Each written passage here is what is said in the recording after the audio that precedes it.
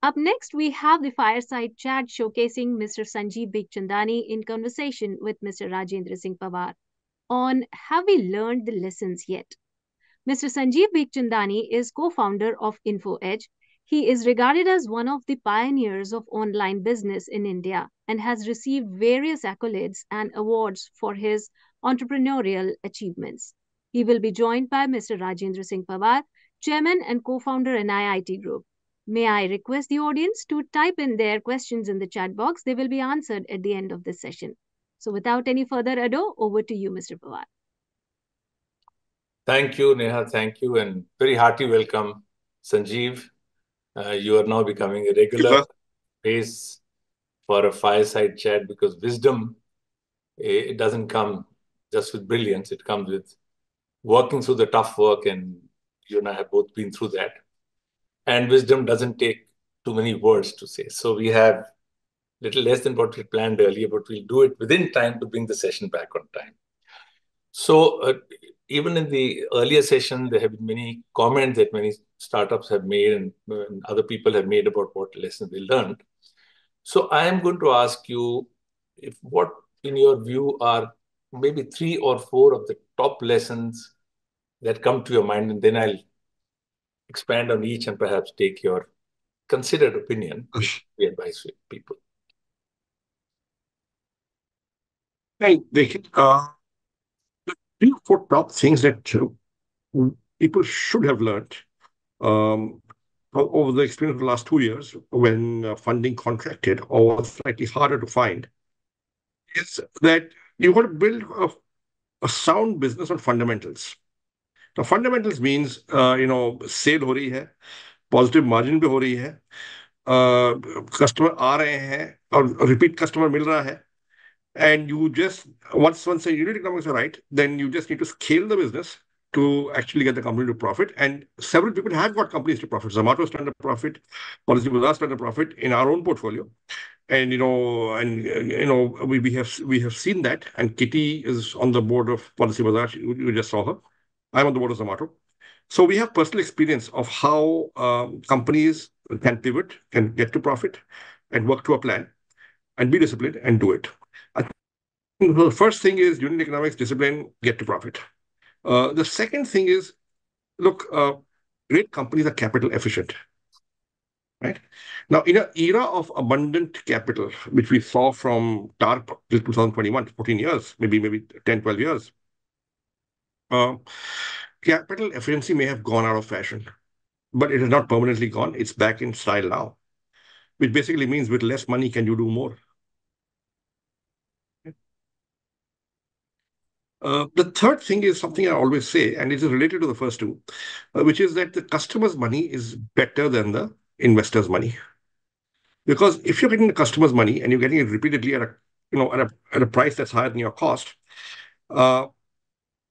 then chances are you have a viable business if you get enough customers, right? And if you're getting customer money, you will almost certainly get investor money because investors love to invest behind businesses that are getting the customer's money. On the other hand, if you're getting the investor's money first, it does not necessarily follow you get the customer's money because, getting the investor's money sometimes is about impressing a couple of mid-20s MBAs with your PowerPoint.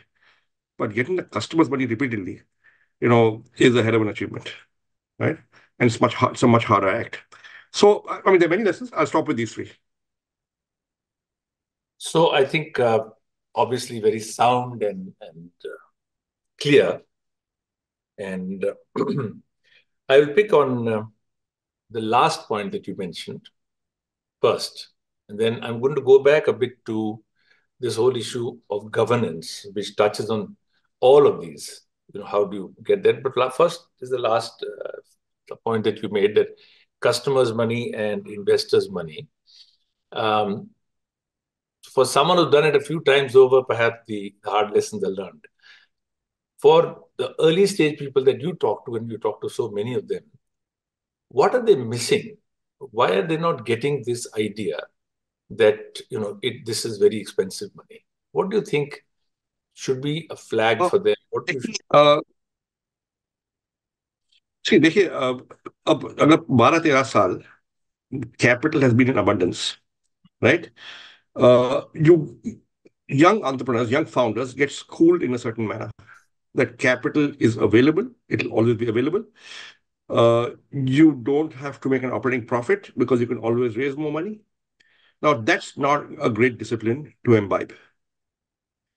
Now, the smarter people always understood that, listen, yes, this money is available, but it won't always be available on these terms. And therefore, let us also focus on building a good, profitable model. While, of course, raising money because competition is raising it, and I will raise it, but I will spend it like it's very precious capital, right? Uh, and those smart people are now getting to profit. And देखो छटाई तो होगी. There will some people will go out of business in some fashion or the other, and that's entrepreneurship is Darwinian. Let's face it. Many try, some succeed. And if you were smart and if you were capable, then you and there's still time. There's still time. If you've got some capital, there's still time. You will build a company with a solid value proposition so that you get to profit. So I think you make a good point that 12 to 13 years if people have had easy money, then most people are tutored into that. I think that's a very valid point you make, and that's where I think many of these cycles go the way they देखिए go. अगर आप 25-26 साल के हो, अगर आप 25-26 साल के हो, आपको पैसा मिल गया, you don't really have the prior experience to be disciplined in spending money. Then you are tutored in a certain way. So looking to that, then a counterpoint would be that you are listening to people who can tell you this stuff with experience. So is there a lesson about startups recognizing the need? Everybody talks of mentorship. I think they're talking of mentorship being things which they see as problems not solved rather than unknown problems which haven't come. So is there something for, and I'll use the larger word of governance, because governance means you can govern your own self, you can have friends and colleagues, and when we talk of complementarity of a team, a lot of self-governance. You have a pessimist and you have an optimist in the team, a lot of governance and correction happens. So, and then of course, as they go bigger and bigger, and finally you go to a listed company, you have to have a board. So what is the way in which to encourage young people, or what is the question they should be asking to put in these checks for themselves? Because they're in a hurry, they're excited, everything is happening. And whatever they don't know what they don't know, and therefore they make mistakes. So what's the way to get people to become... First of all, I'd say, look, investors have, yeah. See, investors in companies normally should have gray hair, should be sensible, should have experience, or bring experienced people to the table. Now, it's very hard for a young entrepreneur to say, hey, I want to grow slowly in a more measured manner. When there are investors in the cap table saying, hey, take more money and grow faster. Never mind the margins right now. We'll get to margins later, right? It's also incumbent upon the investors to have counseled the founders saying, guys, spend money carefully, spend less of it. We want profitable growth. We don't just want growth, right? While, the investor will lose money, the founder may lose his company, and that's much, much harder. So then is there something for the investors to learn? I mean, like we look at this recent period, the best of best were going on spending. Yes, of course. So was it not a responsibility of people who've been doing it for a while to be far more circumspect? Because these investors are not people who are 25 years. They've done a lot of work. And in one of the earlier sessions, I think Kitty was mentioning that the governance part and responsibility part is much more the responsibility of the management team. And I'm asking the question to you that you've been both. Is there not a bigger lesson and a responsibility of investors to be far more circumspect than they have been this time? Or do you think this is something that will continue to happen in life, different sectors at different points of history, the mistake will be made? So management is, and the founders are in the company 24/7, right? They know stuff the investors don't know. So first of all, it is incumbent upon the founders and the management to be honest to be well governed, right? The second is it's incumbent on the investors to give sage, sound advice to the founders, right? And to help the founders manage risk while having oversight on governance through the board, right? But the primary responsibility for governance is of the founders because they are in the company 24/7. भाई आपने agreement sign की है कि आप true and fair accounting करोगे। अब investor का काम नहीं है अकाउंटिंग करना, वो आपका काम है, right? So therefore, the first and primary responsibility is of the founders, but the investors have a fiduciary responsibility to their LPs and to the company on the board, and to other shareholders, that you will not push the company into being reckless. And you talked about honesty. So now, quite obviously, it will be wrong to presume that wherever they made a mistake, they were not being, within quotes, honest. So if they don't know something and they do it without knowing, tough to say whether the person knew it and did something wrong or didn't. I agree. So how? No, I agree with that. So what's the best? No, but listen, it's about having conversations, continuous conversations, open conversations, and disclosures, right? So let's take revenue recognition, right? So let's say you're selling a product at a discount. What should your revenue be? Should it be the full price and you take the discount as part of marketing expenditure? Or should the revenue be the discounted price where the revenue, actually the money you actually got from the customer? Now, common sense would tell me it should be the latter. But we all know that many companies did the former because they wanted to show higher GMV. And I must confess, in such practices, very often investors were willing collaborators because they wanted the next round in the company to come in at a higher valuation. And therefore, you show that. And if competition is showing that, you also show it. So the whole, or for example, in the kind of business and NIIT was in, and you're familiar with it. भाई जब आप franchise, if in the franchising business और आप किसी को franchise बनाते हो तो एक अपफ्रंट फ्रेंचाइजी फी होती है. Should that go in as revenue in the first year, or should it be amortized over, say, 5, 7, 10 years, whatever duration of the contract is? Right now, prudent accounting, true and fair accounting, will say it's the latter. But we all know there are enough companies who will do the former just to boost revenue this year so that they get a high valuation. These are dodgy accounting practices. And here is where I think even if the founder does not have great accounting knowledge, this is where the board, the independent directors, the investors come in and say, "Bhai, ye theek nahi hai, ye theek hai. Ye aise karo." They are just two examples. No, I think I mean, again, revenue recognition, in talking to many, many young startups, one recognizes that their ability to see the importance of doing it in a certain way develops with time sometimes. Some get it, some figure, okay, the sale is done, the money is with me. But they just don't connect the fact that there are costs to be incurred over a period of time. They think it's a going concern, revenues will keep happening, costs will keep happening. They become irresponsible about not aligning. So those who are aware of the problem and are doing it are obviously committing a mistake knowingly.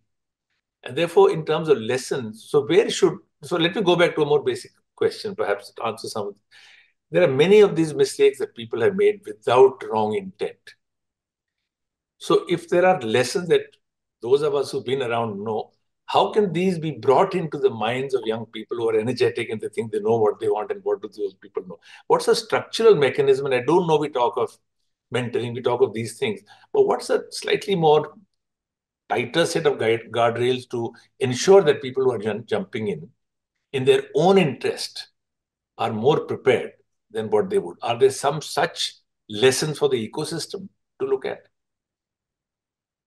There are lessons, and I do believe there should be some organizations, some people, perhaps conducting workshops, perhaps even disseminating this kind of information through a website, through an app. Here are 100 common mistakes that have been made in the past 5 years on governance issues by startups. And people run people through that, and have discussions and debates. And you will discover that, listen, intelligent founders will get the nuance. Then I've heard you talk often, and even last time you made another point about your own insights with the education activities, that we all make an assumption that everybody really loves to learn. And you made a comment that you learned from your own experience that assumption is not truly valid. No, people don't enjoy being taught. Do you have something to say on that? Because everybody goes around putting time and this and that and say all jobs are there, and therefore actually, in the last session, in the last session, Vidit made a very valid point on the same one. So the whole knowledge and content is available everywhere on YouTube, on the internet, but intent and discipline is not. And unsupervised self-study is hard. I myself, during COVID, I registered for an online course at Oxford. I didn't complete it. And I paid good money. I paid £300. I did not complete it. Right? Because intent, we register with noble objectives. But when it comes down to the daily routine discipline of logging in for 1 hour, 2 hours, and doing the coursework, even I could not do it, or I did not do it, having paid the money. Right.